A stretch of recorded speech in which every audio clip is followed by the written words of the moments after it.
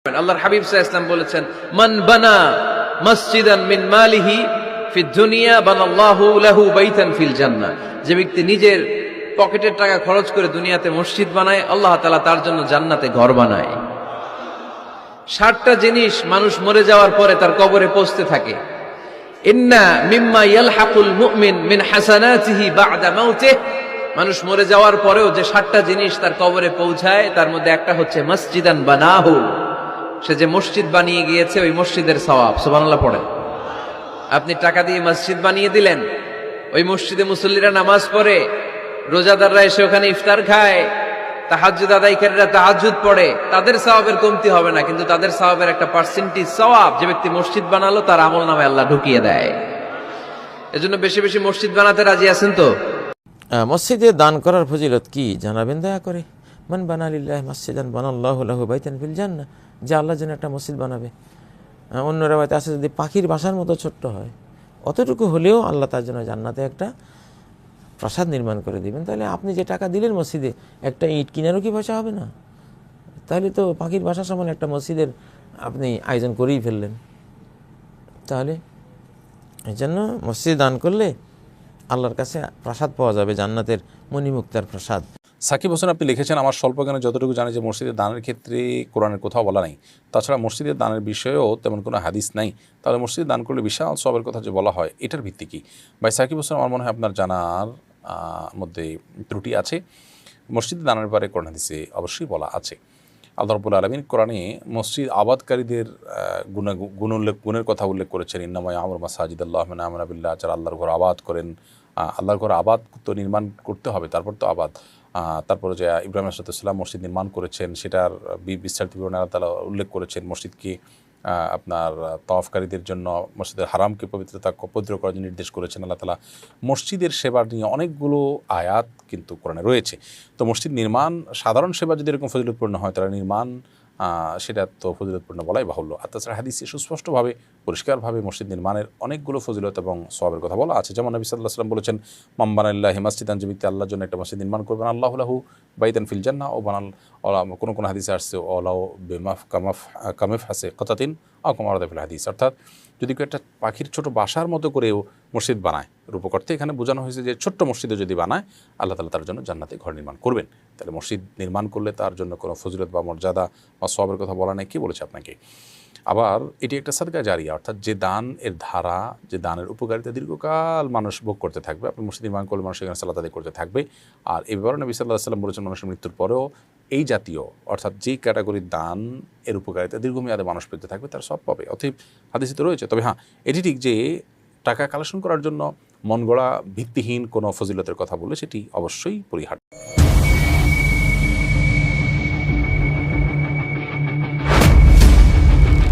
টাকা দিয়ে জান্নাতে যাওয়া যাইব, কোরআন হাদিসে কই পাইলি?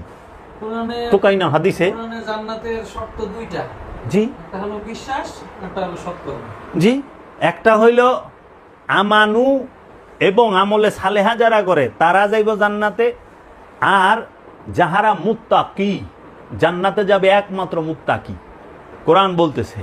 এবং মুত্তাকি সেই, মুত্তাকি শব্দের অর্থ কি?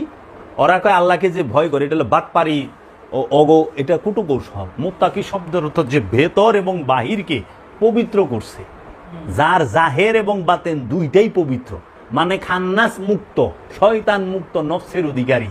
এই জন্য কোরআন ডাক দিয়েছে, ইয়া আইয়াতুহান নাফসে মুতমাইন্না, হে মুতমাইন নফস, আসো জান্নাতে প্রবেশ করো, বান্দার মধ্যে প্রবেশ করো। তাইলে কোরআন কইতেছে পরিতৃপ্ত নফস জান্নাতে যাইবার। মোল্লায় কইতেছে এই মুরগটা কিনলে, মসজিদের মুরগ কে কিনবি বাবা, 5,000 টাকা দিয়ে কিনলে আমি দোয়া করে দেবো জান্নাতে যাবি। এটা কোরআন বিরোধী কথা নয়।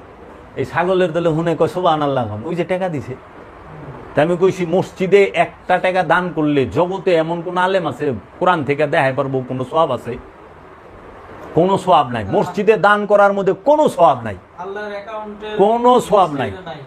মাদ্রাসা দান করার মধ্যে কোনো সওয়াব নাই, কারণ রসুলের জমানায়, সাহাবীর জমানায় মাদ্রাসা ছিল না। মাদ্রাসার জন্ম হইল 1867 খ্রিস্টাব্দে। এই 1867 খ্রিস্টাব্দে দেওবন্দ নামক মাদ্রাসা ভারতবর্ষের দেওবন্দে প্রতিষ্ঠিত করে খলিল আহমদ আমবুটি, মাওলানা কাশেম নানুতুবি, এই দুইজন। এবং ওহাবিবাদের সবচেয়ে ভারতবর্ষে যে এজেন্ট যেটা থেকে ওহাবিবাদটা প্রচার হয় সেটা হলো দেওবন্দ মাদ্রাসা। মাদ্রাসায় দান করার কথা কোরআনে কই আছে?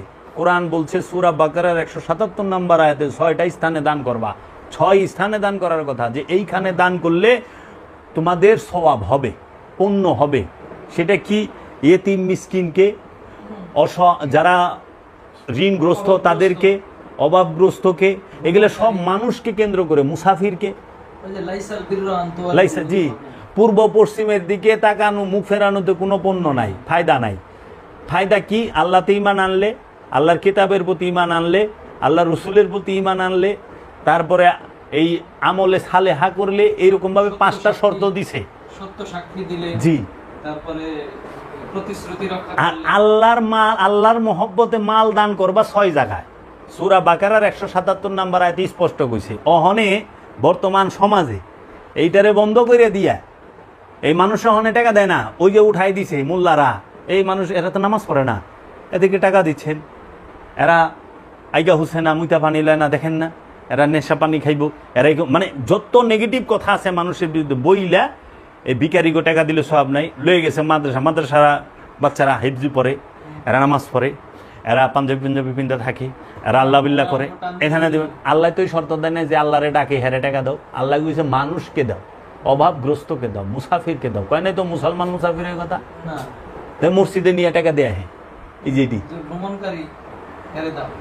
তাহলে ভ্রমণকারী তো হিন্দু মুসলিম খ্রিস্টান নাই। জগতে কেউ প্রমাণ করা পারবো না মসজিদ এবং মাদ্রাসায় টাকা দিলে কোরআনে বলছে যে সওয়াব আছে। আর টুকাই না হাদিস বানাইলে তো হইব না। আর মহানবী যে মাদ্রাসার কথা কইব, মহানবীর মনে হয় মাদ্রাসা ছিল, হ্যাঁ, যে মাদ্রাসার কথা মহানবী মাদ্রাসা প্রতিষ্ঠিত করছে। তো মাদ্রাসায় এত মহাত্ম, মহানবী মাদ্রাসা করলো না। আচ্ছা, এখন কেউ যদি কয় যে তাইলে মসজিদে তো মানুষ নামাজ পড়তে, ভালো কাজ করতেই যায়, জি, তাহলে দিলে কি সমস্যা আছে? না, এটার উত্তর কি দিবেন? কোনখানে ভালো কাজ করতে সেই জায়গায় দিলে সমস্যা আছে? মসজিদে কি ভালো কাজ করতে যায়? নামাজ পড়তে যায়। নামাজ কি মসজিদ শর্ত? আল্লাহ কি কোরআনে কোথাও বলছে যে মসজিদে নামাজ পড়ন লাগবে? দেখাক তো, মসজিদে নামাজ পড়তে হইব, ওইটা কোরআন শর্ত দিছে? আল্লাহ রাসূল পড়েছেন। আল্লাহ রসুল কোথায় পড়েছেন? আল্লাহ রসুল কোন মসজিদ? আল্লাহ রসুল তো নিজেই কাবা। আল্লাহ রসুল কাবারও কাবা, বাবারও বাবা। অহনে এরা নামাজের হাদিস পড়ুক যে আল্লাহ রসুল একদিন সাহাবায়ে কেরাম নামাজ পড়তেছিলেন। যদি এক হাদিসই ধরি, হাদিসের লগে হাদিস দ্বিমুখী হয়ে যেত, সাংঘর্ষিক হয়ে যেত। আল্লাহ রসুল একদিন নামাজ উপস্থিত ছিলেন না, হযরত আবু বকর সিদ্দিক ইমামতি করতেছিলেন। তো ওই মসজিদে ওইখানে নামাজের মধ্যে ছেলেরা ছিল সামনের কাতারে, মেয়েরা ছিল পিছনে, ছেলেদের পিছনে। তখন যখন আল্লাহ রসুলের ঘর থেকে ওই খালি দরজার এখান থেকে চুপি দিয়ে পর্দার ইয়ে থেকে দেখতেছিল, সঙ্গে সঙ্গে সেই ইমাম কি করছে? ওন থেকে উইঠা মুখ ঘুরায়া সোজা সবাইরে ধাক্কা দিয়া মেয়েদের সামনে আসছে। মেয়েরা সবাই ছেলেদের পিছনে চলে গেছে, ছেলেরা মেয়েদের সামনে আইসা গেছে, রসুলকে সামনে রাইখা সেজদা করছে। আর যখন কেবলা পরিবর্তন হইল, মসজিদে কেবলা তাই যেখানে বলা হয়, যে স্থান থেকে কেবলা পরিবর্তন হইল, যখন বারবার মহানবী আসমানের দিকে চেহারা মুবারক উঠাচ্ছিলেন, তখন আল্লাহ বললেন যে হে আমার হাবিব, আপনি যেটাই খুশি থাকেন আমি তো সেটা করার জন্যই আছি, আপনি কেবলা পরিবর্তন করুন। এটা কিন্তু নামাজের মধ্যেই। তখন মহানবী কি করলেন? একটা মসজিদ আছে যেটা ইমাম কি থাকে সামনে, মুসল্লি পিছে। তখন মসজিদুল আকসা থেকে মসজিদুল সম্পূর্ণ বিপরীত দিকে। তখন মহানবী কি করলেন? ঘুরে গেলেন। ঘোরার সাথে সাথে তো সাহাবার মহানবীর মুখামুখি এলো না সামনাসামনি। তখন মহানবী সরাইয়া সবাইরে এই দিকে গুলল। কিও কই যাইবেন? আর আপনারা কইলেন যে মসজিদে দিলে সমস্যা। মসজিদের থেকে বড় হইল কি? মানুষকে সেবা করা। আল্লাহ রসুল বলছে তোমরা জাহিলি যুগের মতো মসজিদকে চাকচিক্যময় করো না। তাহলে যেখানে আল্লাহ রসুলের নিষেধ যে এত চাকচিক্য, মসজিদ থাকবে একদম কি নরমাল সাদা মাঠা। এখন প্রতিযোগিতা লেগে গেছি কে কত দামি ঝাড়বাতি লাগাই পারে, কে কত দামি এসি লাগাইতে পারে, কে কত দামি ফ্যান লাগাইতে পারে, কে কত দামি মার্বেল টাইলস লাগাইতে এই পারে। মসজিদেও তো সমস্যা আছে। তো মসজিদ চাকচিক্য করো না মানে কোন মসজিদ? এখন আল্লাহ যে কথা কইছে কোরআন, এটা তো কোরআন এবং আল্লাহর হাদিসে বলছে, এটা মহানবীর হাদিসে। মহানবী তো কখনো জাতের কথা বলে নাই। না। এখন সেই মসজিদটা তো হৃদয়, প্রতিটা মুমিনের কলবটাই হচ্ছে আল্লাহর ঘর মসজিদ। প্রতিটা মুমিনের কলবই হচ্ছে আল্লাহর ঘর মসজিদ। সেই মুমিনের কলবে আল্লাহ নিজে থাকে। আর ওই কলবকে মেজাজি রূপে দেখাবার জন্য জাহিরি মসজিদ, ইট পাথরের মসজিদ। মানুষের তৈরি মসজিদে আল্লাহ থাকে না, আল্লাহর তৈরি মসজিদে আল্লাহ থাকে। কারণ একটা মানুষকে, একটা আমানুকে আল্লাহ নিজে মুমিন বানান। মানুষ ইচ্ছা করলে মুমিন হইতে পারে না, আল্লাহ নিজে মুমিন। কারণ আল্লাহ নিজেই কইছে, আমি যাকে আমি হেদায়েত করব, আমি হেদায়েত দান করব। যে হেদায়েত প্রাপ্ত সে হইল মুমিন, যে মুক্তিপ্রাপ্ত সে হইল মুমিন। তা আল্লাহ কইছে, আমি মুক্ত করব, আমি হেদায়েত করব, আমি নির্বাচিত করব, আমি প্রেরণ করব। তাহলে এই মুমিন সে হইল মুক্তিপ্রাপ্ত, মুমিন সে হইল হেদায়েত প্রাপ্ত। আল্লাহ যে ঘরটা নিজে তৈরি করেন সেই ঘরটাই হয় আল মসজিদ বাইতুল্লাহ, আল্লাহর ঘর। এর জন্য প্রতিটা দেহের ভিতরেই জি হচ্ছে এই দেহ, এইটাই, এই যে আমার দেহের মধ্যে যে অন্তর নামক যে স্থানটা, সেটাকে আল বাইতুল্লাহ বলা হয়, একমাত্র আল্লাহর ঘর বলা হয়। এটাকে কাবাও বলতে পারেন, কারণ কাবা যেটা আমাদের, কাবা মানে কি? লক্ষ্য। কাবা মানে হচ্ছে উদ্দেশ্য, কেবলা মানে লক্ষ্য। উদ্দেশ্যে পৌঁছতে গেলে লক্ষ্য লাগবে, এই লক্ষ্যে পৌঁছতে গেলে উদ্দেশ্য লাগে না? তো কাবা আর কেবলার মানে হলো লক্ষ্য এবং উদ্দেশ্য, উদ্দেশ্য এবং লক্ষ্য। আর আমরা যাকে মক্কা শরীফে কাবা বলতেছি, এটাকে কিন্তু কোরআন কাবা বলে নাই, বলছে মসজিদুল হেরেম।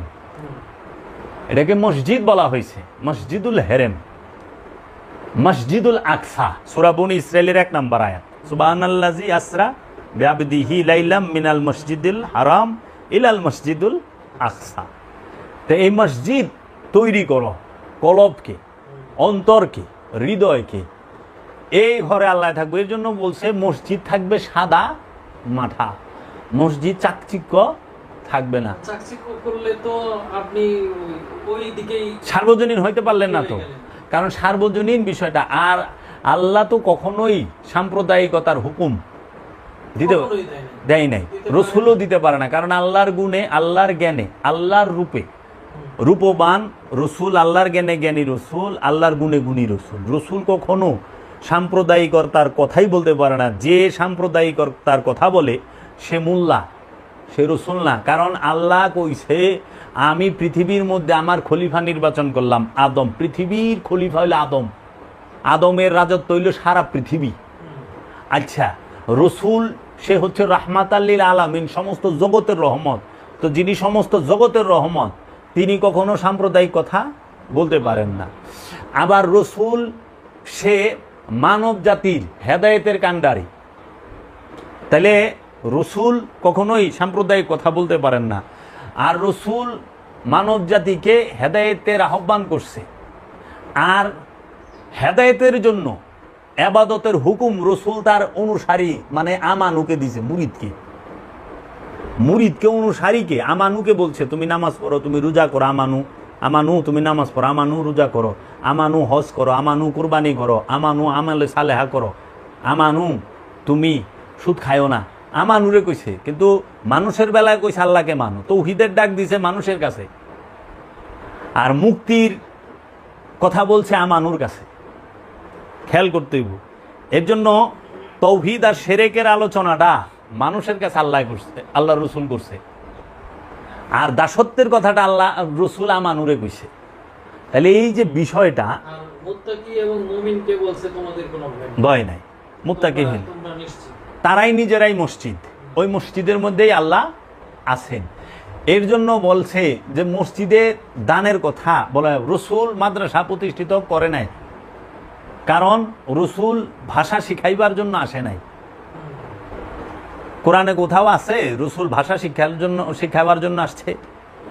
কোরআনে আসছে রসুল 4টা কাজের জন্য আসছে। প্রথম সে আয়াত তেলাওয়াত করবে, দ্বিতীয় নফসের পবিত্রতা, তৃতীয় কিতাব শিক্ষা দিবে, চতুর্থ হলো হিকমত দান করবে। এই 4টা হলো রসুলের কাজ। আর নবী কি করবে? শাহেদা মুবাশশিরা ওয়া নাযিরা ওয়া দাইয়ান ইলাল্লাহ বিইজনিহি ওয়া সিরাজাম মুনীরা। আল্লাহর নবী হলো শাহেদা সাক্ষী, মুবাশশিরা সুসংবাদদাতা, নাযিরা সতর্ককারী, আর দাঈ ইলাল্লাহ আল্লাহর দিকে দাওয়াত দেনেওয়ালা, তৌহিদের ডাক দেনেওয়ালা। এই যে সৌদি আরবের ভেজাল শায়েক এরা দেখবেন লেখে দাই শায়েক হজরত ফাজিল শেখ নাম লেখছে। আমি সেদিন দাই, সাধারণ মানুষ তো বুঝে না দায়ী মানে কি। আল্লাহর দিকে দাওয়াত দেন হলো, ওরে কেরা বাড়াইছে আল্লাহর দিকে দাওয়াত দেন হলা ফাজিল শেখ। আমি দেখলাম যে দায়ী শেখ শায়েক মোহাম্মদ ফাজিল শেখ, ফাজিল মানে শেখ ফাজিল বাচ্চা বেশি কথা কয়, অন্যের সম্পদ মাইরা খায়। আমার দাদার সম্পত্তি মাইরা খাইছে শেখ ফাজিল, রেকর্ডের নাম দেখছে শেখ আবার ফাজিল। ফাজিল শেখের আইছে। তাহলে এই যে বিষয়গুলো কে ধরবো এদের? এখন মাদ্রাসা জন্ম হইল এই ভারতে, সেদিনকে আজ থেকে 150 বছর, 153 বছর হয়েছে। 1867, 1867 থেকে ওইদিকে থাকে হইল 33 বছর, 1900 সাল, আর এদিকে হইল 123। তাহলে 33 আর 23 56 হয়, 156 বছর আগে। আজ থেকে 156 বছর আগে সারা দুনিয়ার মধ্যে সর্বপ্রথম মাদ্রাসা, তাও আবার ব্রিটিশদের প্রতিষ্ঠিত, এবং বাদশাহ সৌদ এবং আব্দুল হাব নজদির ব্যাপক অর্থায়নে। ব্রিটিশ, বাদশাহ সৌদ এবং আব্দুল হাব নজদি এদের ব্যাপক অর্থায়নে। ব্রিটিশদের উদ্দেশ্যটা ছিল কি যে এই মাদ্রাসা প্রতিষ্ঠানের মধ্যে দিয়ে এদের মধ্যে একটা দ্বন্দ্ব লাগায় রাখা, না ভেদাভেদ নাকি? ব্রিটিশ এবং সৌদ পরিবার এবং এই আব্দুল হাব নজদি মূলত তাদের এজেন্ড হলো ব্রিটিশ। ব্রিটিশ এদের উদ্দেশ্যই ছিল মোহাম্মদী দর্শনটাকে চিরতরে দুনিয়া থেকে উপরে ফেলা। মোহাম্মদী দর্শন থাকবে না, মোহাম্মদের নাম গন্ধ থাকবে না।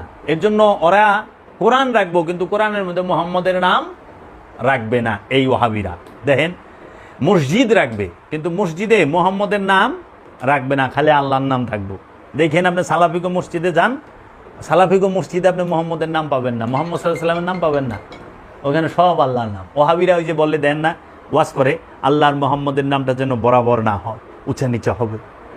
আল্লাহর মোহাম্মদ সাল্লাল্লাহু আলাইহি ওয়াসাল্লামের দরজা মাপে মোল্লায়, এটা কি বেদবি না? যেখানে আল্লাহ কয়ে দিছে ইয়া আইয়ুহাল্লাযিনা আমানু, হে ঈমানদার আল্লাহর রসুলের আগে পা বাড়ায়ও না, আল্লাহর রসুলের কণ্ঠস্বরের উপর উচ্চ কণ্ঠে কথা বললো না। এই জায়গায় মোল্লায় আল্লাহর নবীর দরজা মাপে। আলাদা করে দেখো না, আলাদা করলে আমল সিদ্ধা জ্বালায় দেবো, পা বাড়াইলে আমলই জ্বালায় দেবো। কিসের আমল লয়ে বড়াই করছ? আমলই তো জ্বালায় দিব আল্লাহ। আর ওই জায়গায় মোল্লায় আল্লাহর নবীর দরজা মাপে, কে বড় কে ছোট। চিন্তা করছেন? চিন্তা করতে পারেন একবার? আল্লাহ কোরআনে কয়ে দিছে আমার রসুলদের মধ্যে তোমরা ছোট বড় উঁচু নিচু কইরো না, নিষেধ, হারাম, এটা নিষেধ করে দিছে আল্লাহ সরাসরি। ওই জায়গায় আল্লাহর হাবিবের মধ্যে উঁচা নিচা করে এই মৌলবীরা, অন্থে সেরেক টাইনা বাইর করে। শুনছেন? সেরেক হইল শয়তানের বিষয়। সেরেক কি আল্লাহ রসুলের বিষয় রে? শয়তান থাকলে হয় সেরেক, শয়তানের পূজা করলে হয় সেরেক। আল্লাহ রসুলের পূজা তো সেরেক না? আল্লাহ ছাড়া আর কাউরে মানি না, এই কথাটাই তো শয়তানের সেরেকি কথা। এইটাই তো সেরেকি কথা। কারণ আল্লাহ সারা কোরআনে 40 জায়গায় কইছে ইত্তেবার কথা,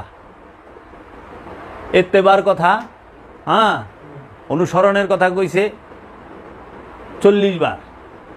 তার মধ্যে 18 বার আছে আল্লাহ রসুলের অনুসরণের কথা, আর 22 বার আছে শুধু আল্লাহর রসুলের অনুসরণের কথা। মানে যেই 22 বারে শুধু রসুলের কথা আছে, ওখানে রবের কথাই নাই। আর যে 18 বারের মধ্যে আল্লাহর কথা আছে, ওখানে রসুল আছে। তাহলে টোটাল 40 আয়াতেই পাইতেছি রসুলের কথা প্রেজেন্ট, আর আল্লাহর কথা পাইতেছে 18 জায়গা। আর হে মৌলবীরা কোরআন এলে কইছি কোরআন হিগায় ছাইরে দিন, হিগবি না? মোল্লারে হিগালাম, মানুষে শিখাম।